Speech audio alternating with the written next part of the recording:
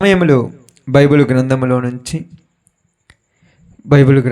నుంచి మత్తయి సువార్త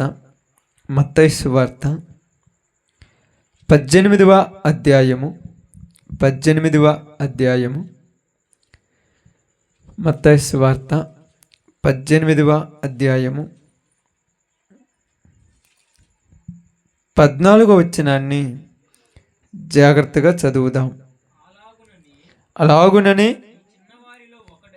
ఈ చిన్నవారిలో ఒకడైనను నశించుట పరలోకమందున్న మీ తండ్రి చిత్తము కాదు. దేవుడి వాక్య భాగం మన మధ్యలో ఆశీర్వదించును గాక.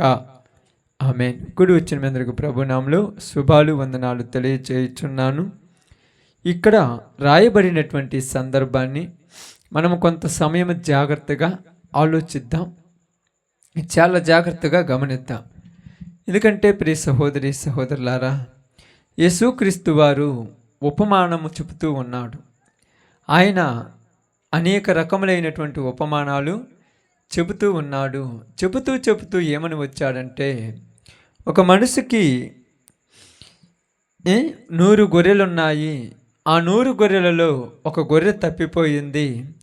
ఆ గొర్రె తప్పిపోయినప్పుడు ఆ మనిషి ఇంటికి వచ్చి చూసినప్పుడు 99 ఉన్నాయి కానీ ఒకటి లేదు.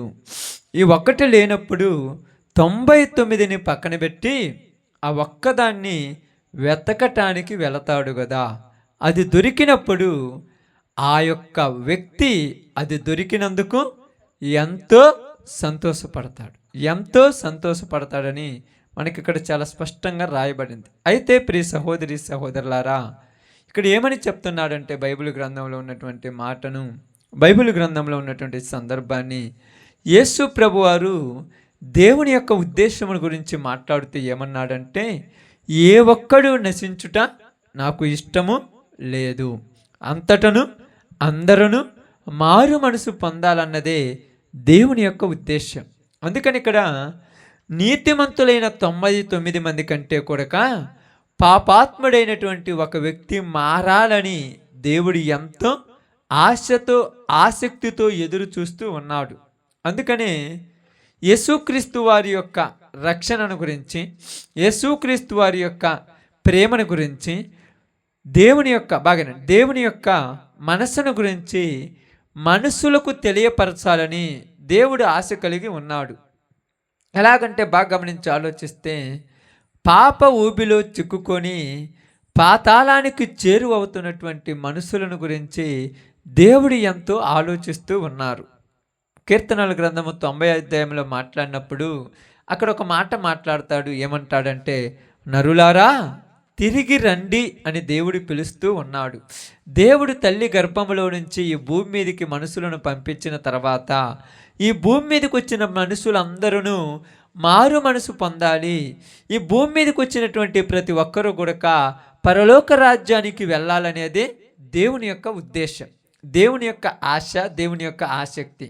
అయితే మనుషులు భూమి మీదకి వచ్చిన తర్వాత, మనుషులు భూమి మీదకి వచ్చిన తర్వాత వారు ఏం చేశారంటే, ప్రసంగి గ్రంథంలో ప్రవక్త మాట్లాడుతూ ఏమంటాడంటే, అక్కడ సొలొమోను గారు, దేవుడు మనుషులందరినీ యథార్థవంతులుగానే చేసెను, కానీ వారు వివిధమైన తంత్రములను కల్పించుకొని పాడైపోయి ఉన్నారు అని రాయబడింది. ఇక్కడ మనం ఆలోచించి గమనిస్తే, దేవుడు ఏ ఒక్కరిని కూడా చెడిపోమని చెప్పలేదు, దేవుడు ఏ ఒక్కరిని కూడా పాడైపోమని చెప్పలేదు. దేవుడు మనుషులను ఎలా పుట్టించాడంట? యథార్థవంతులుగానే. వారు పుట్టి భూమి మీదకి వచ్చిన తర్వాత యథార్థవంతులుగా ఉన్నారు.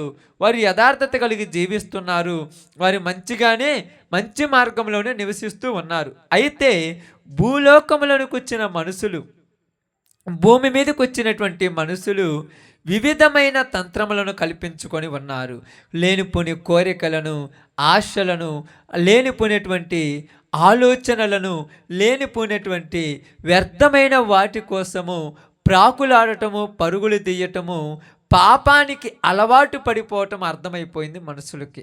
ఎందుకలా అలవాటు అయిపోయిందంటే, భూమి మీదకి వచ్చిన తర్వాత మనుషుల జీవితం ఎలా ఉంటుందని రాయబడిందంటే, ఇదిగో మరణమైన తర్వాత వారు ఏమవుదురో అని వారికి తెలియకుండా నిమిత్తము దేవుడు సుఖమును దుఃఖమును ఒకదానికొకటి జతపరిచాడు. మనుషులు భూమి మీద ఎలా ఉన్నారంటే, సుఖం వచ్చినప్పుడు సుఖపడుతుంటారు, దుఃఖం వచ్చినప్పుడు దుఃఖపడుతుంటారు. ఈ సుఖం వచ్చినప్పుడు సుఖపడుతున్న వీళ్ళు ఏందయ్యా ఎంతో సంతోషపడుతుంటారు, ఆనందపడుతుంటారు. ఆ సుఖములు ఆ ఆనందములు తెలియనటువంటి ఫీలింగ్లోకి ఉంటారు. ఎలాగంటే మీకు అర్థం కావటానికి బైబిల్ గ్రంథంలో ఒక మాట రాయబడింది. లూకాసు వార్త 12వ అధ్యాయంలో అనుకుంటాను ఏమని రాయబడి ఉన్నదంటే, అక్కడ మీకు అర్థం కావటానికి చదివిస్తాను చూడండి. 29వ వచనం, 20వ వచనం, లేకపోతే 19వ వచనం చదవండి. నా ప్రాణముతో ప్రాణమా అనేక సంవత్సరములకు విస్తారమైన ఆస్తి నీకు సమకూర్చబడి ఉన్నది. సుఖించుము, తినుము, త్రాగుము, సంతోషించమని చెప్పుకొను. ఏమంటున్నాడంటే, ఒక వ్యక్తి తన యొక్క జీవితంలో ఏదో ఒక దానికోసం ప్రాకులాడుతున్నాడు. ఇక్కడ ఎవరి గురించి మాట్లాడుతున్నాడంటే, ఒక ధనవంతుడి గురించి మాట్లాడుతూ ఉన్నాడు. ధనవంతుడు అంటే ఎవరు చెప్పండి? ఎవరమ్మా ధనవంతుడు అంటే? ఎవరు ధనవంతుడు అంటే చెప్పండి? డబ్బున్నోడు ధనవంతుడా? డబ్బున్నోడు ధనవంతుడు అక్క? డబ్బున్నోడు ధనవంతుడు కాదు. అబ్రహాముకి ఎంతో ధనం ఉంది, అబ్రహాముని ధనవంతుడు అనలేదు. యోబుకి ఎంతో ధనం ఉంది, యోబుకు ధనవంతుడు అనలేదు. మరి ధనవంతుడు అంటే ఎవరు తెలుసు? ఎవరు? ధనం మీద కోరిక కలిగినోడు ధనవంతుడు. ధనాపేక్ష, అది బైబిల్ గ్రంథంలో రాయబడింది. ధనం మీద ఆశ, ధనం మీద కోరిక, ధనాపేక్ష సమస్తమైన కీడులకు మూలం. మనిషికి ఎప్పుడైతే అది సంపాదించాలి, ఇది సంపాదించాలి, ఇది కోరుకోవాలి, అది చేయాలి, ఇది సాధించాలి, ఇది సాధించాలి, ఇవన్నీ కావాలి, ఇవన్నీ సాధించుకుందామని ఎప్పుడైతే మనిషికి పట్టుద్దో అప్పుడు మనిషి వేరే దాని గురించి ఆలోచించరు. ఇంకా వేరే ఆలోచనలు ఉండవు ఆ మనిషికి. ఎప్పుడు సంపాదించాలి, సంపాదించాలి, సంపాదించాలి, సంపాదివ్వాలి, సంపాదివ్వాలి. అలాగే ఈ ధనవంతుడి కొడుక సంపాదించేటువంటి వ్యక్తి, ఇతడు ఏది పట్టించుకోడు, ఏ దాని గురించి ఆలోచించడు. నా జీవితం ఎలాగుంది, నేను ఎలాగ బతుకుతున్నాను, నేను ఏ విధంగా జీవిస్తున్నాను, నేను ఏ విధంగా నివసిస్తున్నానని పట్టించుకోకుండా తను ఏ కాడికి ఉదయం ప్రతిరోజు తన పని తను చేసుకుంటూనే ఉంటాడు. ప్రతిరోజు పని చేసుకుంటున్నాడు, సంపాదించుకుంటున్నాడు, తింటున్నాడు, పని చేసుకుంటున్నాడు, సంపాదించుకుంటున్నాడు. ఇప్పుడు ఇతడు ఏమైనా పాపం చేశాడా? ఏమైనా పాపం చేశాడు చెప్పండి? కానీ దేవుని దృష్టిలో ఇది పాపం. దేవుని దృష్టిలో ఇది పాపం. ఎందుకంటే దేవునిని పట్టించుకోకుండా, తన గురించి తను పట్టించుకోకుండా ఏది చేసినా అది పాపం. కాబట్టి నేను ఏం చేశాడు తెలుసా? పొలం వేసాడు. బాగానండి, పొలం వేసాడు. ఈ పొలం వేసిన తర్వాత పొలము బాగా పండింది. ఎంత పండిందంటే చాలా ఎక్కువ పండింది. బాగా పొలం పండింది, విస్తారమైన పంట వచ్చింది. కాబట్టి అతడు ఇంటికి వెళ్ళేసి తన పాతగా ఉన్నటువంటి కొట్లు ఉన్నాయి కదంటే, మనం చెప్పుకోవటానికి పాతగా ఉండేటువంటి ఇదివరకు ఉన్నటువంటి రూములను మొత్తాన్ని పడగొట్టి పెద్ద పెద్ద రూములు కట్టించాడు. ఎందుకు పెద్ద పెద్ద రూములు కట్టించాడంటే, వచ్చిన పంట ఎక్కువ పంట. పోయినసారి తక్కువే వచ్చింది, ఎకరాకు 10 క్వింటాలు వచ్చింది. ఇప్పుడు ఎకరాకు 50 క్వింటాలు వచ్చింది, అంటే 5 అంతలు ఎక్కువ వచ్చింది. కాబట్టి ఇదివరకు ఉన్నటువంటి రూములు సరిపోవు. ఇప్పుడు ఏం చేశాడంటే ఆ రూములన్నీ పడగొట్టేసి పెద్ద పెద్ద రూములు కట్టించాడు. పెద్ద పెద్ద రూములు కట్టించిన తర్వాత ఆ పంటంతా కోసుకొని వచ్చి వాటిని ఈ రూములలో కూడబెట్టాడు, ఈ రూములలో దాచిపెట్టాడు. దాచిపెట్టిన తర్వాత ఇప్పుడు బయట కూర్చొని ఆ మనిషి తన మనసుతో చెప్పుకుంటున్నాడు, ఈ సంవత్సరం ఎంత పండింది, ఎన్ని డబ్బులు వస్తాయి, ఎంత సంపద వచ్చింది, నాకు ఇన్నిగా 10-15 నా తరము, నా పిల్లల తరము, నా పిల్లల పిల్లల తరము ఎంతమంది తిన్నా తరగనంత సొమ్ము నా దగ్గర ఉంది, తరగనంత ఆస్తి నా దగ్గర ఉంది, తరగనంత సంపద నా దగ్గర ఉంది, ఇంకా నాకెందుకు భయమని తన ప్రాణంతో చెప్పుకుంటున్నాడు. నా ప్రాణమా, అనేక సంవత్సరములకు విస్తారమైన ఆస్తి నీకు సమకూర్చబడి ఉన్నది. ఎవరెవరితో చెప్పుకుంటున్నాడు? మనిషి మనసుతో చెప్పుకుంటున్నాడు. ఈరోజు చాలామంది భూమి మీద ఉన్నటువంటి వాళ్ళు ఏమంటారంటే, నాకేం 50 ఎకరాల పొలం ఉంది, నాకేం 10 ఇళ్ళు ఉన్నాయి, నాకేం బ్యాంక్ బ్యాలెన్స్ ఒక 50 లక్షలు ఉంది, నాకేం ఇబ్బంది ఉందని చెప్పుకునే వాళ్ళమి. పైకి చెప్పలేకపోయినా లోపల అనుకునే వాళ్ళమి. నాకు అక్కడ ఒక ప్లాట్ ఉంది, ఇక్కడ ఒక ప్లాట్ ఉంది, అక్కడ ఒక ఇల్లు ఉంది, ఇక్కడ ఒక పొలం ఉంది, బ్యాంకులు ఎంత డబ్బులు ఉన్నాయని లోపల ప్రతి వాళ్ళం అనుకునే వాళ్ళమే. ఇలా ఎందుకు అనుకుంటాం చెప్పండి? ఇలా ఎందుకు అనుకుంటాము? అనుకోవడానికి గల కారణం ఏంది? మనకు మనస్సులో ఏమనిపించింది? ధనం మీద పిచ్చి. మనమేమనుకుంటాం తెలుసా? ఏదో దేవుడు ఏనాటిది ఆనాటికి ఇస్తే మనకు చాలు అనుకుంటాం. పైకి మాట్లాడతాం, నిజం అది కాదు, లోపల నిజం ఉంటుంది. ఏమిటంటే ఈడు చెప్పుకున్నట్టుగా అనేక సంవత్సరములకు ఎలాగో తెలుసా, నా తర్వాత నా పిల్లలు ఎలా బతకాలి, వాళ్ళకి ఏమి కూర్చోబెట్టాలి, వాళ్ళ తర్వాత వాళ్ళకేమి కూర్చోబెట్టాలి, వాళ్ళకేమి సంపాదించాలి, వీళ్ళకేమి సంపాదివ్వాలి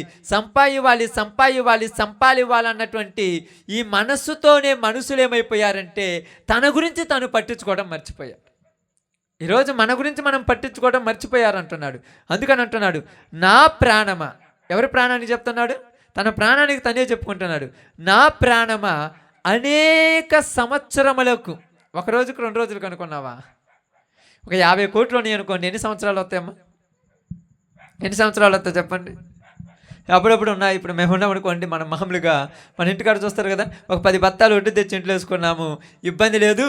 కందిపప్పు 10 కేజీలు కందిపప్పు ఉన్నా, 4 మిరగాయలు ఉన్నా జీవితం జగందల్లారిపోద్ది, మాకు దిగులు లేదనుకునే రోజులు ఉంటాయి. ఇంకా సుఖమే, ఏముంది, ఇబ్బంది ఏమి లేదు. ఒక 2 లక్షల డబ్బులు ఉన్నాయి, హ్యాపీగా బతికేయచ్చు అనుకున్నాం. అంటే మనం ఇలా అనుకుంటున్నామంటే మనమును ధనవంతునితో సమానమే. ఇలా అనుకోవటం తప్పు అంటే బైబిల్ ప్రకారం తప్పే. బైబిల్ ప్రకారం తప్పే. ఇక్కడే దాన్ని చెప్తున్నా, నా ప్రాణమా అనేక సంవత్సరములకు కావలసిన సంపద నీకు సమకూర్చబడి ఉన్నది, తినుము, త్రాగుము, సుఖించుము.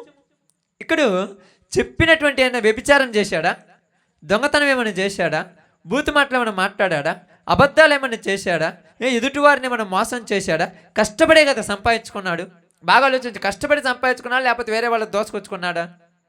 కష్టపడి సంపాదించుకున్న దాన్ని ఇంట్లో పెట్టుకొని దాన్ని చూసి మురిచిపోతున్నాడు ఈరోజు. దేన్ని చూసి? ఇంట్లో ఉన్న ధనాన్ని చూసి. ఈరోజు మనం దేన్ని చూసి మురిచిపోతున్నారు? ఈరోజు ప్రజలు దేన్ని చూసి మురిచిపోతున్నారు తెలుసా? ఈరోజు సమాజం దేన్ని చూసి మురిచిపోతుంది తెలుసా?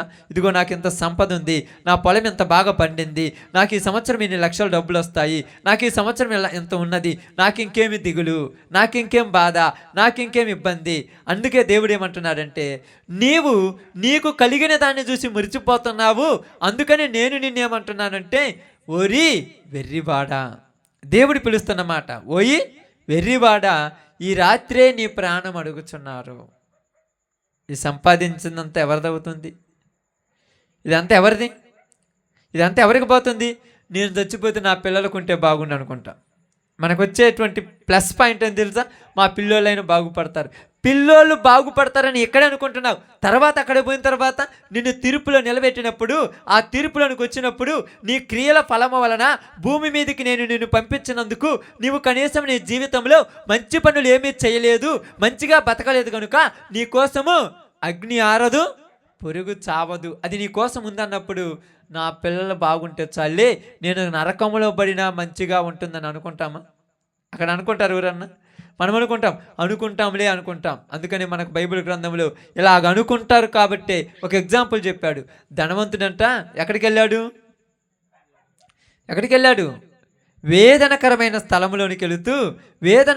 స్థలములోకి వెళ్ళినటువంటి ఆ వ్యక్తి ఏమంటున్నాడంటే, అయ్యా నాకు భూమి మీద 5 సహోదరులు ఉన్నారు, వారు ఈ స్థలములోనికి రాకుండానట్లు వారి జీవితాలు మార్చటానికి ఎవరిని పంపేయమన్నాడు?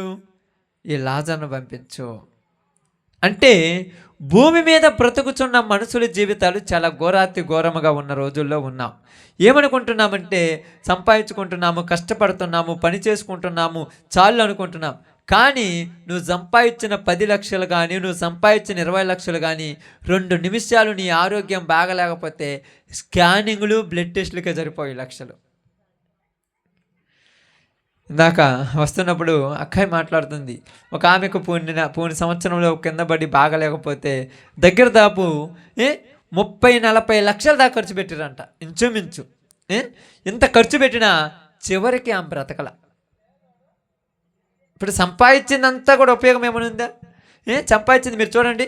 మనిషికి బాగలేనప్పుడు ఆలోచనలు రావు. మనిషికి బాగలేనప్పుడు నేను చచ్చిపోయినా నా పిల్లలకు ఉంటుందనే ఆలోచన రాదు. ఎంత ఖర్చు అయినా చూపించుకుందాంలే అనిపిస్తుంది. కానీ ధనము, సంపద, లోకములో ఉన్నది ఏదైనా నువ్వు కష్టపడి సంపాదించుకుంటావేమో, నీ వల్ల అవుతుందేమో, నీ కష్టార్జితం వల్ల తీర్చుకుంటావేమో, నీ కష్టార్జితం వల్ల చేర్చుకుంటావేమో, నువ్వు రాత్రింబగులు నిద్రాహారాలు మానుకొని తెచ్చుకుంటావేమో. కానీ నీ శరీరములో ఆరోగ్యము దేవుడివ్వాలి. నీ శరీరంలో ఆరోగ్యం ఎవరివ్వాలి? దేవుడివ్వాలి. దేవుడు మంచి ఆరోగ్యం ఇస్తేనే నువ్వేమవుతావు? పని చేసుకుంటావు. దేవుడు మంచి ఆరోగ్యం ఇస్తేనే నువ్వు సంపాదించిన రూపాయి రేపొద్దున నీకు ఉపయోగపడుతుంది. దేవుడు మంచి ఆరోగ్యం ఇస్తేనే నువ్వు సంపాదించిన ఆస్తి నీకు నిలబడుతుంది. అదే ఆరోగ్యం లేకపోతే ఉన్నదంతా తెగనమ్మద్దు. మొత్తం తెగనమ్మి పెట్టినా చివరికి బ్రతుకుతాము కూడా నమ్మకం లేదు. అందుకని ఇక్కడ ఏమంటున్నారు తెలుసా? నువ్వు భూమి మీద ఎంత సంపాదించినా, భూమి మీద ఎన్ని కూడబెట్టినా, భూలోకంలో ఎన్ని సంపాదించుకున్నా, ఏది చేసుకున్నా తప్ప నేను అనట్లేదు, చేసుకో. కానీ నన్ను మరిచి నువ్వు ఏది చేసుకున్నా అది నీకు ఉపయోగకరంగా ఉండదు. నన్ను కాదని నువ్వు ఎంత తెచ్చుకున్నా అది నీకు ప్రయోజనకరంగా ఉండదు. ఎందుకంటే ఇదిగో ఇంతలోనే కనపడి అంతలోనే మాయమైపోయే ఆవిరి వంటిది మన జీవితం. అప్పుడప్పుడు మనం అనుకుంటాం, ప్రమాణాలు చేసుకుంటుంటాము, వాగ్దానాలు చేస్తుంటాము, వచ్చే సంవత్సరం ఇస్తాను, వచ్చే సంవత్సరం ఇస్తాను, తర్వాత ఇస్తాను, 2 నెలల తర్వాత ఉంటానంటే గ్యారంటీ ఏమన్నా ఉన్నదా 2 నెలల తర్వాత ఉంటామని? ఈరోజు మనకు అయ్యే ఒక పిచ్చి నమ్మకాలు, పిచ్చి వేషాలు, తెలియనటువంటి అజ్ఞానంలో ఉన్నాం. ఎప్పుడు ఏది వస్తుందో నీకు తెలియదు, నాకు తెలియదు. ఎప్పుడు ఏమి జరుగుతుందో నీకు తెలియదు, నాకు తెలియదు. అందుకని ఇక్కడ ఆయన ఏమంటున్నారు తెలుసా? ఇదిగో మీకు నేను మంచి ఆరోగ్యం ఇస్తేనే మీరు బ్రతకగలరు. అందుకనే ఈ దినమున దేవుని దయ వలన బ్రతికి ఉన్నామని చెప్పుకోవాలి. దేవుడి దయ ఉంటుంది కాబట్టే నేను జీవించానని చెప్పుకోవాలి. అందుకని అక్కడ అంటున్నాడు, ఇదిగో ఆ ధనవంతుడితో మాట్లాడుతున్నాడు, అయ్యా నేను వచ్చినట్టుగా ఎవరు కూడా ఈ వేదనకరమైన స్థలంలోనికి రాకూడదు. ఎందుకంటే ఆ రోజు భూమి మీద ఉన్నప్పుడు అనిపిస్తుంటుంది, ఇదిగో ఎన్ని కష్టాలైనా ఎన్ని బాధలైనా భరిస్తాను అనుకుంటాం. కానీ ఈరోజు భరిస్తున్నప్పుడు నాకు అర్థమైంది, నేను భరించలేను, నా వల్ల కాదు ఇది భరించటం, నా వల్ల కాదు దీన్ని అనుభవించటం, నా వల్ల కాదు ఇక్కడ ఉండటం. నేను వచ్చినా పర్వాలేదు, నా పరిస్థితులను బట్టి నేను రావాల్సి వచ్చింది. నాకు భూమి మీద నా సహోదరులు ఉన్నారు, వాళ్ళు ఇక్కడికి రాకుండానట్టు వాళ్ళకెళ్ళి ఈ సువార్త చెప్పమనయ్యా. ఎవరికెళ్ళి చెప్పమంటున్నారు? భూమి మీద ఉన్న వాళ్ళకంటే తెలియని వారికి, తెలిసిన వారికి కాదు, తెలియని వాళ్ళకు అయ్యా భూమి మీద మోసే ఏలియా వాళ్ళు ఉన్నారు చెప్తున్నారంటే, ఇప్పుడు అదే చెప్తున్నాను చూడండి. సువార్త యేసు ప్రభు గురించి ఎందుకు చెప్పాలంటే రాబోతున్న నరకంలో నుంచి వీళ్ళను తప్పించాలి. రాబోతున్న నరక యాతనలో నుంచి వీళ్ళను తప్పించటానికి వాళ్ళ ఆస్తి, అంతస్తు, వాళ్ళ డబ్బు, వాళ్ళ బలగము, వాళ్ళకున్న విలువలు, వాళ్ళకున్నటువంటి పేరు, ప్రఖ్యాతి ఏదియు ఆ నరకంలో నుంచి నేను తప్పించలేదు. నేను తప్పించేది కేవలము యేసు ప్రభు కృప మాత్రమే. అందుకని అక్కడ ఏమి రాయబడిందంటే, ఇదిగో పరలోక రాజ్యము సమీపించి ఉన్నది, మారు మనసు నొందుడి అని రాయబడింది. మారు మనసు పొందండి అని యేసు ప్రభు వారు వీధుల్లోనికి, ప్రాంతాల్లోనికి, పల్లెల్లోనికి, ప్రతి ప్రదేశంలోనికి వెళుచు చుట్టూ తిరుగుతూ సువార్త ప్రకటిస్తూ ఉన్నారు. ప్రకటిస్తూ ఉన్నప్పుడు ఈరోజు మనం ఎలాగైతే అనేక చోట్లకు వెళ్ళి ఈ విధముగా యేసు ప్రభు గురించి ఈ యొక్క యంత్ర శబ్దాల ద్వారా వినిపించి మీరు మారమని చెప్తున్నాడు, అప్పుడు ఆయన కూడా చెప్పాడు. ఇప్పుడు మనం అనుకుంటున్నాం, చాలామంది అనుకుంటారు, మేము మారకపోతే మీకేమి, మా చావు మేము చస్తాం, మేము నరకానికి పోతాం కదా మీకెందుకంటే, యేసు ప్రభు వారు ఏమన్నారు ఇక్కడ చూడండి. ఇక్కడ అదే మాట ఇప్పుడు మనం చదివిన మాట చూడండి. అలాగునని ఈ చిన్నవారిలో ఒకడైనను నశించుట నా పరలోకమందున నా తండ్రి చిత్తము కాదు. ఏమంటున్నాడు?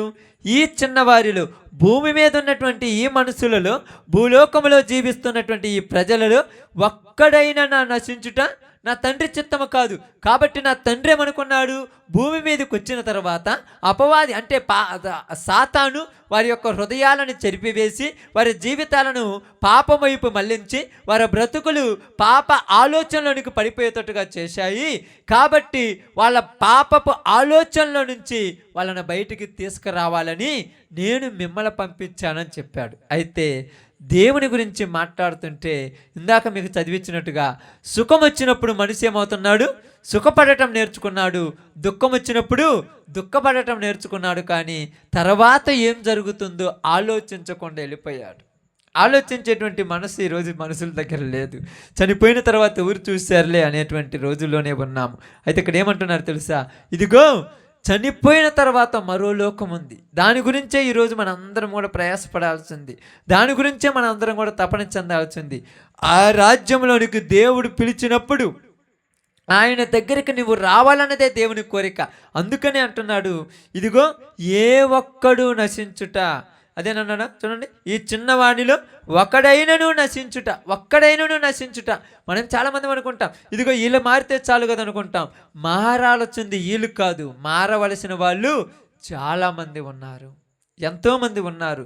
అపవాది బంధకాలలో బంధించబడిన వాళ్ళు, పాప బంధకాలలో బంధించబడి ఉన్నవారు, పాపం యొక్క కబండ హస్తాలలో చిక్కుకుపోయిన వాళ్ళు ఎంతోమంది ఉన్నారు. వారి జీవితాల్లో వాళ్ళు ఏమనుకుంటున్నారు తెలుసా, మాకేమిలే అనుకుంటున్నారు. నీకు తెలియదు, నీ శరీరంలో ఉన్న ఏ ఒక్క అవయవమైనా పోయిన తర్వాత మరలా దాన్ని నువ్వు తెచ్చుకోవటము నీ వల్ల కానే కాదు. నువ్వు జీవితాంతము ఎంత ప్రయాసపడినా అది మరలా తిరిగి రాదు. అందుకనే దేవుడు ఏమంటున్నాడు, ఇదే చెప్తున్నాడు చూడండి, సమయం ఉండగానే నేడే రక్షణ దినము. మీరు మీ పాపముల చేతను అపరాధముల చేతను ఏమైపోయినారు, మృతుల లోకంలోనికి వెళ్ళిపోయారు. చచ్చిన వారై ఉన్నారు. ఎలాగంటే మనుషుల మధ్య ఉన్నటువంటి యేసు ప్రభు చెప్పినటువంటి ఈ లక్షణాలలో ఏది మనుషులలో లేవు. అందుకని ఇక్కడ మాట్లాడుతూ ఉన్నాడు. జాగ్రత్త గమనించి ఆలోచిద్దాం. ఒక మాట మనం చదువుకుందాం, సమయంలో చాలా జాగ్రత్తగా చూద్దాం. బైబిల్ గ్రంథంలో నుంచి ఆయన చెప్పినటువంటి ఒక మాట మనం చదువుదాం, జాగ్రత్త చూద్దాం. చూడండి, అపోస్తుల కార్యములు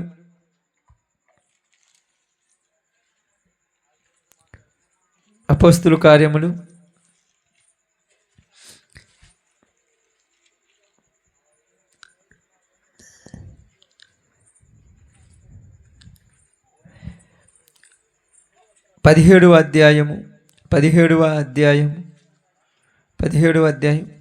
వచనాన్ని జాగ్రత్తగా చదువుదాం. ఆ అజ్ఞాన కాలములను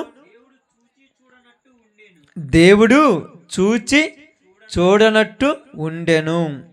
ఇప్పుడైతే అంతటను అందరను మారు మనసు పొందవలనని మనుషులకు ఆజ్ఞాపించుచున్నాడు. ఇక్కడ ఏం చెప్తున్నాడంటే అపోస్తులైనటువంటి పౌలు గారు ఇక్కడ ఉన్నటువంటి ఒక సంఘంతో మాట్లాడుతూ ఏమన్నాడంటే, దేవుడు ఇది వరకు ఉన్న రోజులలో మనుషులను ఏం చేశాడంట, చూచి చూడనట్టుగా పోయాడు. ఎందుకు అలా పోయాడు? మరి వాళ్ళు కూడా మారాలని దేవుని ఆలోచనే కదా, వాళ్ళు కూడా మంచి మార్గంలోనికి రావాలని దేవుడి ఉద్దేశమే కదంటే, అప్పుడు వాళ్ళు ఏం చేశారంటే పౌలు గారు చెప్పినట్టుగా తెలియక ఎందుకంటే అప్పుడు ఏమైంది, జ్ఞానం కలిగిన కాలము కాదు.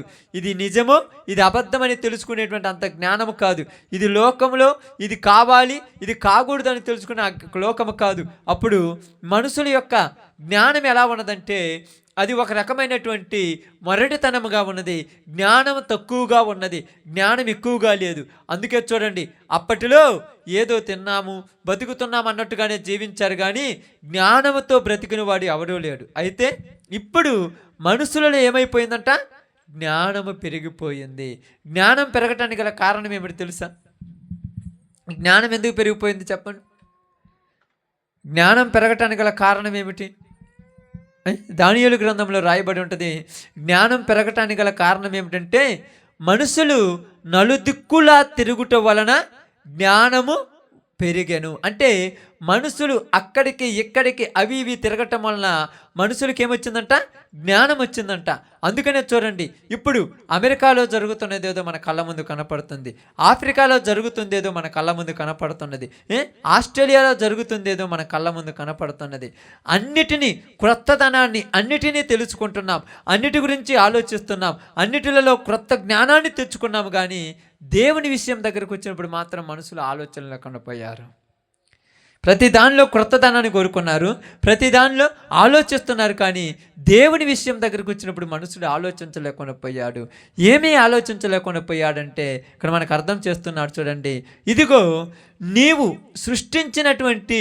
నిన్ను సృష్టించినటువంటి నీ దేవుడు నిన్ను ఏమి కోరుకుంటున్నాడు అని అడుగుతున్నాడు. దేవుడు నిన్ను సృష్టించాడు. ఎలా సృష్టించాడో మనందరికీ తెలుసు, ఏ విధముగా తయారు చేశాడో మనకు తెలుసు. కాబట్టి దేవుడు నిన్ను సృష్టించి నీవు మంచిగా బ్రతకమన్నాడు. ఒకరితో ఒకళ్ళు కలిసిమెలిసి సహోదర ప్రేమ కలిగి, అన్యోన్య సహవాసం కలిగి, నిన్ను వలె నీ పొరుగువారిని ప్రేమించమనేటువంటి ఆప్యాయత కలిగి బ్రతకమని చెప్పాడు దేవుడు. చాలా జాగ్రత్తగా గమనిద్దాం. అయితే ఇక్కడ మనుషులు ఏమయ్యారంటే, లోకంలోనికి వచ్చిన తర్వాత మనుషులలో జ్ఞానం పెరిగి, మనుషులలో జ్ఞానం ఎక్కువైపోయి, ఈ జ్ఞానం వల్ల మనుషులు ఏమొచ్చేసింది, జ్ఞానం పెరిగినట్టుగానే స్వార్థం పెరిగింది, జ్ఞానం పెరిగినట్టుగానే ఏమైంది, మోసం పెరిగింది, జ్ఞానం పెరిగినట్టుగానే దోచుకోవటం పెరిగింది. ఈ జ్ఞానం పెరిగినందువల్ల మనుషులు చంపుకోవటం పెరిగినది. బైబిల్ అదే రాయబడి తిమోతి గారు రాస్తే ఏమన్నారు తెలుసా? అంత్య దినములలో అపాయకరమైన కాలములు వచ్చునని తెలుసుకొనుము, ఎందుకనగా జనులు స్వార్థ ప్రియులు. ఏం పెరిగింది? జ్ఞానం పెరిగే కొద్దీ స్వార్థం పెరిగింది. అన్న మీద తమ్ముడికి ప్రేమ లేదు, తమ్ముడి మీద అన్నకు ప్రేమ లేదు, భర్త మీద భార్యకు ప్రేమ లేదు, భార్య మీద భర్తకు ప్రేమ లేదు, పిల్లల మీద తల్లిదండ్రులకు ప్రేమ లేదు, తల్లిదండ్రుల మీద పిల్లలకు ప్రేమ లేదు. ఏ ప్రేమ లేదంటే దేవుని సంబంధమైన ప్రేమ లేదు, లోక సంబంధమైన ప్రేమ కావాల్సినంత ఉందిలే, ఇది మనం కాదనకూడదు. దేవుని ఉద్దేశమైన ప్రేమ ఏమిటి? దేవుని ఉద్దేశమైన ప్రేమ, దేవుని చిత్తమైన ప్రేమ ఏంది? ఆలోచించండి మా జాగ్రత్తగా. దేవుని చిత్తమైన ప్రేమ ఏంది? దేవుడు కోరుకుంటున్న ప్రేమ ఏంది? ఎప్పుడైనా ఆలోచించారు? బైబిల్ మీరు ఎప్పుడైనా చదివినప్పుడు బాగా అర్థం చేసుకోండి. దేవుడు కోరుకుంటున్న ప్రేమ ఏంటంటే, నిన్ను వలే నీ పొరుగు, అంటే నువ్వు ఎలా ఉండాలనుకుంటున్నావో నీ పొరుగు వారు కూడా అలాగే ఉండాలనుకోవాలి. ఇప్పుడు నువ్వేమనుకుంటున్నావు? నేను నరకానికి వెళ్ళకూడదు, పరలోకానికి వెళ్ళాలనుకుంటున్నాము కదా. ఏమనుకుంటాము? మనకు 2 అంగీలు ఉన్నాయి కదా, పక్కనోడికి ఒకటి ఇద్దాం, మనకు కావాల్సినంత ధనం ఉంది, పక్కన కొద్దిగా సహాయం చేద్దాం, ఇవన్నీ ఓకే. నువ్వు ఆకలితో లేనప్పుడు, నీ కడుపు నిండిన తర్వాత పక్కనోడు ఆకలి తీర్చాలని నీకు ఆలోచన ఉంది. ఇంత పెద్ద జ్ఞానము కలిగిన నీవు, నేను పరలోకానికి పోతున్నానే, నా పక్కన వాడు నరకానికి పోతున్నాడే అనే ఆలోచన ఉందా? దీని గురించి ఎవరు పట్టించుకోము. అందుకనే చూడండి, ధనవంతుడు చెడిపోవటానికి, పాడైపోవడానికి గల కారణం ఏంటంటే స్వార్థం చూసుకున్నాడు, స్వార్థంతో బ్రతుకుతున్నాడు. ఏమనుకుంటున్నాడు?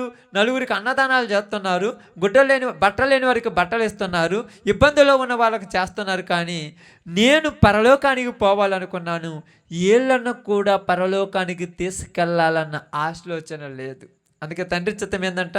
ఈ చిన్నవారిలో ఏ ఒక్కడైనను నశించుట పరలోకమందున్న నా తండ్రి చిత్తము కాదు. ఇప్పుడు మనం కూడా ఏం ఆలోచించాలి? బాగా గమనించి ఆలోచించండి. ఇదిగో ఇక్కడున్న వారిలో ఒక్కడైనను నశించుట నా తండ్రి చిత్తము కాదు, నా తండ్రి చిత్తము కాదు. వాళ్ళు నశించకూడదంటే మనం ఏం చేయాలి? గమనించండి. వాళ్ళని ప్రేమతో దేవుని దగ్గరికి తీసుకురావాలి, వాళ్ళకు ప్రేమతో దేవుని గురించి చెప్పాలి, వాళ్ళకు ప్రేమతో దేవుని యొక్క విషయాలు తెలియచేయాలి. ఇలా ఎన్ని రోజులంటే యేసు ప్రభు వారు చెప్పారు. ఎన్ని రోజులంట? ఎన్ని రోజులు రాయబడింది? నీ ఊపిరి ఉన్నంత వరకు, వాళ్ళ ఊపిరి ఉన్నంత వరకు. అందుకని ఏం రాయబడింది చూడండి బైబిల్ గ్రంథంలో నుంచి. అదే అపోస్తుల కార్యములు 14వ అధ్యాయంలో అనుకుంటాను.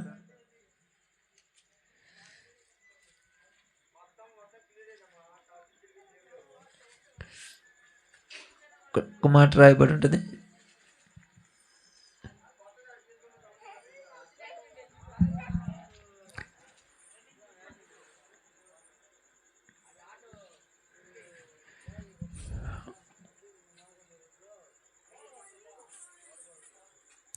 అపోస్తుల కార్యములు ఏమని ఉంటుందంటే 17వ అధ్యాయంలో 14వ వచనం 31వ వచనం మీద చూడండి. 28లోనే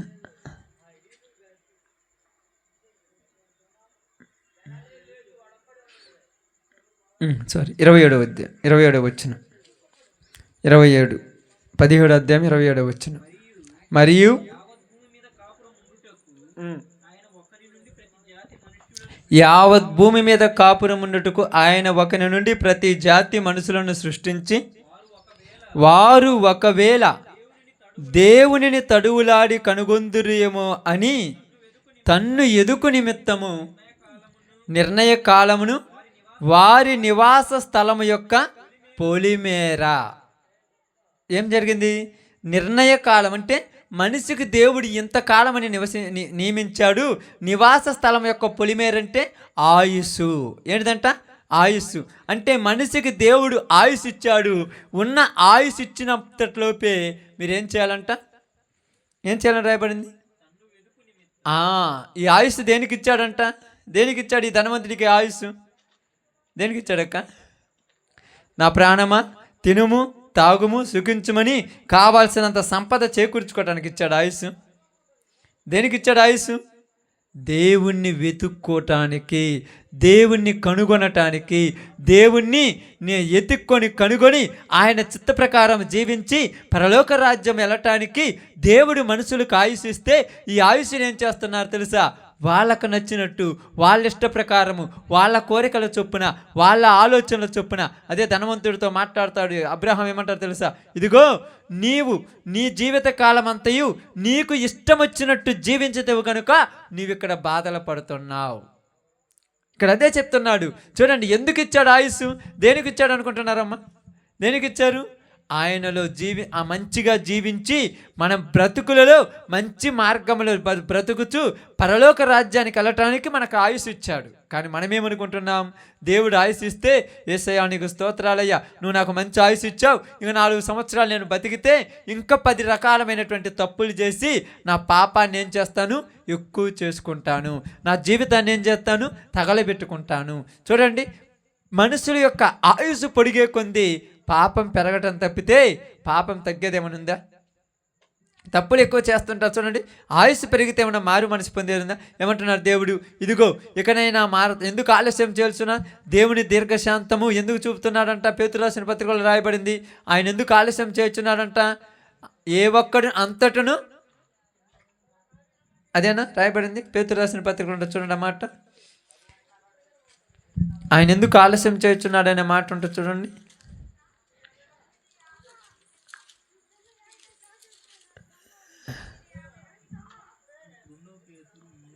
2 పేతురు 3:4 వచ్చిన మనకు చూడండి. ఆయన రాకడ కూర్చున్న వాగ్దానం ఏమాయను?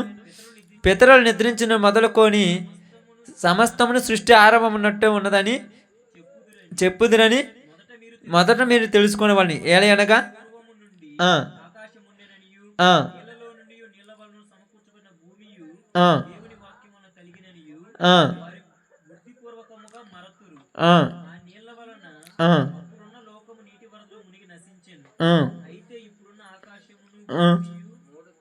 మూడు 9 అంట చూడండి. కొందరు ఆలస్యమని ఎంచుకున్నట్లు ఆయన తన వాగ్దానమును గురించి ఆలస్యం చేయవాడు కాదు, కానీ ఎవడును నశింపవలనని ఇచ్చయింపక అందరూ మారు మనసు పొందవలనని కోరుచు మీ ఎడల దీర్ఘశాంతము చూపుచున్నాడు. దేనికంటే దీర్ఘశాంతం? ధనవంతుడు కొట్లలో కూర్చుకోవటానికా? వాడు సంపద చేకూర్చుకోవటానిక? వాడు కావాల్సినంత కూడబెట్టుకోవటానికి అనుకుంటున్నారా? కాదంట. ఏందంట? అందరూ మారు మనసు పొందాలంటే ఎలా జరుగుద్ది అనుకుంటున్నారు? ఈ విధముగా మనం అనుకుంటాం. ఓపికతో ఉండాలి. దేవుని పని చేయాలంటే ఓపిక ఉండాలి. దేవునిలో బ్రతికే వాళ్ళకి ఏముండాలి? ఓపిక, సహనం. ఎందుకంటే మన జీవితంలో ఏదైనా ఓపికతో చేస్తాం. దేవుని పని మాత్రం చేయటం మన వల్ల కాదు. గట్టిగా చూడండి, గట్టిగా ఒక పని చూశారనుకోండి, ఇంత పని చేయాలనుకోండి, ఏదన్నా ఒక పని 1 రోజు కాకపోతే 2 రోజులు, 2 రోజులు కాకపోతే నెల, నెల కాకపోతే 2 నెలలు, 2 నెలలు కాకపోతే 10 నెలలు, 10 నెలలు కాకపోతే సంవత్సరం, ఎంతో కొంత చేసి అయిపిచ్చేస్తుంటా. ఇక్కడ చూస్తుంటారుగా మీరు. ఇక్కడ మన బావగారు వెళ్తుంటారు కదా, గైలు తవ్వుతుంటే అంత పోతుంటే 100 మీటర్ల లోతు పోతుంటుంది కదా. తవ్వుతుంటే పోతూనే ఉంటుంది. కానీ ఎవరైనా ఎందుకు ఇంక అంతలో తవ్వుతున్నారంటే లోపలికి పోతే ఎక్కడైనా మంచి రాయి వస్తుందేమో, తవ్వుతూనే ఉంటారు. కానీ ఆ రాయి వచ్చేంతవరకు ఏం చేస్తుంటాము? తవ్వుతూనే ఉంటాము. చివరిలో వచ్చి చూస్తే ఇదంతా తవ్వింది మేమేనా అనిపిస్తుంది పైనుంచి చూస్తే. ఎందుకంటే ఒకేసారి తవ్వల, రోజు కొద్దిగా రోజు కొద్దిగా రోజు కొద్దిగా. అలాగని ఇక్కడ దేవుడు ఏమంటున్నారు తెలుసా? ఒకేసారి అందరూ మారాలనేది నిజం కాదు, కానీ దేవుని పని జరుగుతుంటే ఖచ్చితంగా మారతారు. అది దేవుని చిత్తం. దానికి మనకు ఉండాల్సింది ఏంటిది? ఓపిక. ఆ ఓపిక ఎవరికి ఉందంట?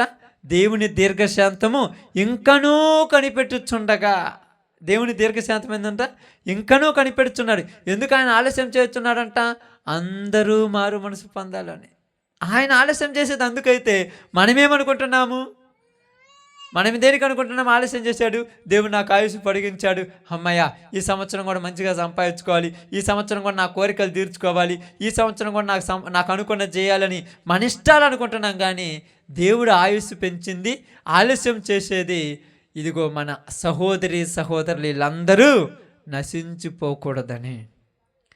మనం మారాం, మన జీవితాలు మార్చుకున్నాం, మన బ్రతుకులను మార్చుకున్నాం. మన తండ్రి చిత్తం ఏంది? వాళ్ళు మారాలి. అందుకని బైబిల్ ఏం చెప్తుందో తెలుసా? ఇదిగో ఇప్పుడు దేవుడు ఆలస్యం చేసేది దేనికోసమంటే నీవు తన దగ్గరికి రావాలని, నిన్ను తన దగ్గరికి పిలిపించుకోవాలని, నీ జీవితాన్ని మార్చి నిన్ను పరలోక రాజ్యానికి వారసుడిగా చేయాలని. అయితే నువ్వు ఆయుసు పొందుకున్న తర్వాత నీకు నచ్చినట్టు ఇచ్చలివిడిగా జీవిస్తే దానికి తగిన ప్రతిఫలం ఒకరోజు అనుభవిస్తావు. అందుకని ఈరోజు ప్రియ సహోదరి సహోదరులారా, మనందరితో దేవుని యొక్క మాటలు ఒక మాట చెప్పింది ఏంటంటే, ఆయన యొక్క కోరిక, ఆయన యొక్క ఆశ, ఆయన యొక్క ఆకాంక్ష ఏంటంటే, ఇదిగో ఈ చిన్నవారిలో ఏ ఒక్కడు నశించుట పరలోకమందున్న నా తండ్రి చిత్తము కాదు. ఇప్పుడు 99 గొర్రె పిల్లల్ని ఏం చేశాడమ్మా? వదిలేశాడు. దేనికోసం వచ్చాడు? ఒక్క దానికోసం. ఇప్పుడు చాలామంది ఏం చేస్తున్నారు తెలుసా? 99 దగ్గరికి వెళ్తున్నారు. తప్పిపోయిన దానికోసం ఊరు రావట్లేదు. ఎందుకంటే తప్పిపోయిన దానికోసం పోతే ఏముండదు, ఫలితం ఏముండదు, దాని దగ్గర ఏం ప్రయోజనం ఉండదు. కానీ దేవుని చిత్తం ఏంటంటే, ఇదిగో తప్పిపోయినటువంటి వీళ్ళ దగ్గరికి వెళ్ళాలి మనం. వీళ్ళు తప్పిపోయారు, వీళ్ళకి తెలియదు సువార్త, వీళ్ళకి తెలియదు యేసు ప్రభు గురించి. చెప్పాలి. ఏమని చెప్పాలి తెలుసా? నీ జీవితాన్ని బాగు చేయవాడు, నీకున్న వ్యాధులను, నష్టాలను, ఇబ్బందులను లో నుంచి నిన్ను బయటికి తెప్పించేవాడు. 18 సంవత్సరాల నుంచి నడుములు వంగిపోయి ఎన్నో బాధలు పడుతూ, ఎన్నో ఇబ్బందులు పడుతూ, ఎవరు ఆదరించలేకుండా ఏ హాస్పిటల్కి పోయినా, ఏ యొక్క మంత్రక్కుల దగ్గరికి వెళ్ళినా, ఏ యొక్క నాటు వైద్యం దగ్గరికి వెళ్ళినా, ఎవరి దగ్గరికి వెళ్ళినా ఆమెకున్నటువంటి బలహీనత నుంచి విడుదల రాలేదు. ఎన్ని సంవత్సరాల నుంచి? 18 సంవత్సరాల నుంచి ఆ విడుదల రాలేదు. అయితే యేసు ప్రభువారు ఆమె దగ్గరకు వచ్చి, ఇదిగో నీవు విడుదల పొందకోరుచున్నావా అన్నాడు. ఏం పొందకోరుచున్నావు అన్నాడు? విడుదల. ఎందుకంటే ఒక మనిషి ఆ బంధకంలో బంధించబడినప్పుడు, ఒక మనిషి ఆ పరిస్థితిలో ఉన్నప్పుడు, ఒక మనిషి అలాంటి జీవితంలో ఉన్నప్పుడు వాళ్ళు అనుకుంటారు, ఎందుకురా నాకు ఈ బ్రతుకు? ఇంట్లో వాళ్ళకు ప్రశాంతత ఉండదు, బయట వాళ్ళకు ప్రశాంతత ఉండదు, భార్యకు ప్రశాంతత ఉండదు, భర్తకు ప్రశాంతత ఉండదు, కుటుంబంలో ప్రశాంతత ఉండదు, ఎన్ని డబ్బులున్నా ప్రశాంతత ఉండదు, ఎంత ఆస్తి ఉన్నా ప్రశాంతత ఉండదు, ఎంతమంది ఉన్నా ప్రశాంతత లేదు. ఎందుకంటే నాకు వచ్చినది నా నుంచి పోతే కానీ నాకు ప్రశాంతత. అయితే మనుషుడికి దేనికి ఇది వచ్చింది, ఎందుకు ఇలాంటిది వచ్చిందంటే, అప్పుడప్పుడు మనం ఏమంటాం తెలుసా? ఇదిగో ఇన్ని పాపాలు చేస్తున్నావు, ఇన్ని అక్రమాలు చేస్తున్నావు, ఇన్ని అన్యాయాలు చేస్తున్నావు, దేవుడు అనేవాడు ఉన్నాడు, నీకు చూస్తూ ఉంటాడులే. అప్పుడప్పుడు కొంతమంది కొన్ని ఇబ్బందులు వస్తుంటాయి, కొన్ని తెగుళ్ళు వస్తుంటాయి, కొన్ని శాపాలు వస్తుంటాయి. ఇదిగో ఎంతమందిని ముంచిండు, అందుకే ఇలాంటి రోగం వచ్చింది వీడికి, ఎంతమందిని ముంచాడు, అందుకే ఇలాంటి పరిస్థితి వచ్చింది వీడికి. దేవుడు అనేవాడు ఖచ్చితంగా చూస్తాడు అంటూ ఉంటాడు. కాబట్టి అయితే ఏ పాపమైనా, ఏ ఇబ్బంది అయినా, ఏ సమస్య అయినా, ఏ బంధకమైనా నువ్వు బంధించబడి ఉంటే యేసు ప్రభు వారు వచ్చింది దేనికి తెలుసా? నీ బంధకంలో నుంచి నిన్ను విడిపించి నీకు మనశ్శాంతి ఇవ్వటానికి, నీ బంధకంలో నుంచి నిన్ను విడిపించి నీకు ప్రశాంతత ఇవ్వటానికి. ఆయన ఎలా ఇస్తాడయ్యా? ఆయన వల్ల ఎలా అవుద్దంటే, మనకు యోహాను రాసినటువంటి మొదటి పత్రిక 3వ అధ్యాయము 9వ వచనం ఒక్కసారి చదువుకొని ప్రార్థన చేసుకుందాం. యోహాను రాసినటువంటి మొదటి పత్రిక 3వ అధ్యాయము 9వ వచనం, ఈ మాట చదువుకొని ప్రార్థన చేస్తాను. 5 చదువు. 3:5. పాపములను తీసివేయుటకు ఆయన ప్రత్యక్షమాయను, మీకు తెలియను. యేసు ప్రభువులో ఏ పాపము లేదు. ఎందుకయ్యా యేసు ప్రభువే పాపాలు తీసేస్తాడు, మిగతా ఎవరు తీసేయడంటే, యేసు ప్రభువులో ఏ పాపము లేదు. ఆయన పుట్టినది మొదలుకొని చనిపోయినంత వరకు ఆయనలో ఏ పాపము లేదు. అందుకనే పాపములను తీసివేయటానికి పాపము లేనివాడే కావాలి. పాపమునోడు తీసేయటం వల్ల వద్దా? చూడండి, ఇప్పుడు నా యొక్క వస్త్రం ఉందనుకోండి, ఖర్చీపు ఉందనుకోండి, ఖర్చీపుకు బురద అయింది. ఈ బురద అనేది ఖర్చీపుని తీసుకెళ్ళి మురికి నీళ్ళల్లో ఉతికితే ఆ బురద పోద్దా? ఏ నీళ్ళలో ఉతకాలి? మంచి నీళ్ళల్లో. మనిషి జీవితము పాపమనే మురికంటుకుంది. ఈ పాపాన్ని తీసివేయటానికి పరిశుద్ధమైన రక్తమే కావాలి. అందుకని యేసు ప్రభువారు 33.5 సంవత్సరాల కాలంలో తన జీవితంలో ఏ పాపము చేయలేదు, ఏ తప్పు చేయలేదు, ఎలాంటి చెడు పనులు చేయలేదు. ఎందుకయ్యా నువ్వు ఈ చెడు పనులు చేయలేదంటే, నేను వచ్చింది ఈ నశించిపోతున్న ఈ ప్రజలను వాళ్ళ పాపంలో నుంచి విడిపించటానికి నేను వచ్చాను. కాబట్టి నా రక్తము చేత వాళ్ళ పాపాలు కడిగేయాలి. అందుకని మన జీవితంలో మనం కూడా చాలాసార్లు చూస్తుంటాం, మీకు తెలుసో తెలియదు, ఏదైనా తప్పు జరిగినప్పుడు, ఏదైనా మనుషులు మొక్కుబడిగా చేసుకున్నప్పుడు ఏం చేస్తారు తెలుసా? పుట్టేళ్ళనైనను, కోడి పిల్లనైనను, లేకపోతే పావురంనైనను కోస్తారు. కోసిన తర్వాత రక్తాన్ని ప్రోక్షణ చేస్తారు. ఎందుకు ఆ రక్తం చెందుతున్నామంటే, నా పాపాలు క్షమించబడాలని. కానీ ఇక మేకల యొక్కయు, ఎడ్ల యొక్కయు, కోడెల యొక్కయు రక్తము కాకుండా తనే వచ్చి తన స్వరక్తాన్నిచ్చి ఇప్పుడు మనుషులందరినీ రక్షిస్తున్నాడు. ఎవరైతే యేసు ప్రభు వారికి వచ్చి, అయ్యా నేను చేసిన అక్రమము, అన్యాయము, నేను ఇంతవరకు ఇలా చేశాను, ఈ శాపము నా మీద లేకుండా తొలగించమని వస్తాడు, వచ్చిన వాళ్ళని యేసు ప్రభు తన రక్తముతో కడిగి ఆ శాపము నుంచి వాళ్ళని ఏం చేస్తాడు? విడిపిస్తాడు. కాబట్టి ఈరోజు ఈ సువార్త యేసు ప్రభు గురించి తెలియచేయాల్సినటువంటి విషయం ఏంటంటే, మనుషులు పాప బంధకములలో బంధించబడి ఉన్నారు. ఆ బంధకాలలో నుంచి మనుషులను విడిపించటం ఎవరి వల్ల పడలేదు కనుక దేవుడే తన కుమారుడైన యేసు ప్రభు వారిని లోకానికి పంపించాడు. ఆయన వచ్చి మనందరి కోసము తన ప్రాణమిచ్చాడు. ప్రాణమిచ్చింది చేతగానివాడయ్యా, చేతగానివాడే ప్రాణం ఇవ్వలేదు. చేతగానివాడ కాదు, మనములను తప్పించటానికి, మన పాపాలు తీసివేయటానికి తను రక్తము కార్చాడు. ఇప్పుడు ఆయన రక్తం వల్ల మనందరం ఏమయ్యా? నీతిమంతులుగా మార్చబడ్డాం. అందుకని మీరు ఎప్పుడైనా చూడండి, యేసు ప్రభు దగ్గర పోయే వాళ్ళు తప్పులు చేస్తున్నప్పుడు మీరు ప్రార్థన పోతున్నారు, మీరు తప్పు చేయకూడదు అంటారు. ఎందుకంటే యేసు ప్రభు నీతిమంతుడు. ఆయన దగ్గరకు వచ్చిన వాళ్ళు కూడా నీతిగా బ్రతకాలి. ఇలా నీతిగా బతికితే ఏమవుద్దంటే, బైబిల్ గ్రంథంలో ఏమి రాయబడింది? ఇదిగో మీకోసము నేను సిద్ధము చేసిన పరలోకానికి నువ్వు వస్తావు. అది దేవుని చిత్తం. ఆయన రాజ్యాన్ని స్వీకరించాలనేది. ఆయన రాజ్యానికి వెళ్ళాలంటే మనలో ఏ పాపము ఉండకూడదు. ఆ పాపము లేకుండా తీసివేయటానికే యేసు ప్రభు రక్తము కార్చాడు. కాబట్టి ఈరోజు నిజముగా నీవు నేను కూడా ఆలోచిద్దాం, గమనిద్దాం. మన జీవితంలో మనము కూడా మారాము. కాబట్టి యేసు ప్రభు వారి గురించి తెలియచేసి అనేక మందిని వారున్న బంధకాలలో నుంచి, వారున్నటువంటి ఆ బాధల్లో నుంచి, రోగములలో నుంచి, వ్యసనములలో నుంచి, ఆ సాతాను కట్టడలో నుంచి బయటికి రావాలంటే యేసు ప్రభు దగ్గరికి రా, నీ జీవితం మారుతుందని చెప్పు. ఎప్పుడైతే నువ్వు వస్తావో నీ జీవితం మారుతుంది, నీ బ్రతుకు మారుతుంది, నీకును నీ కుటుంబానికి నిత్య సంతోషం ఉంటుంది. అలాంటి భాగ్యం దేవుడు మనకును ఈ ప్రాంతానికి అనుగ్రహించునుగాక. ఆమేన్. అందరం కూడా తల ఉంచినట్టయితే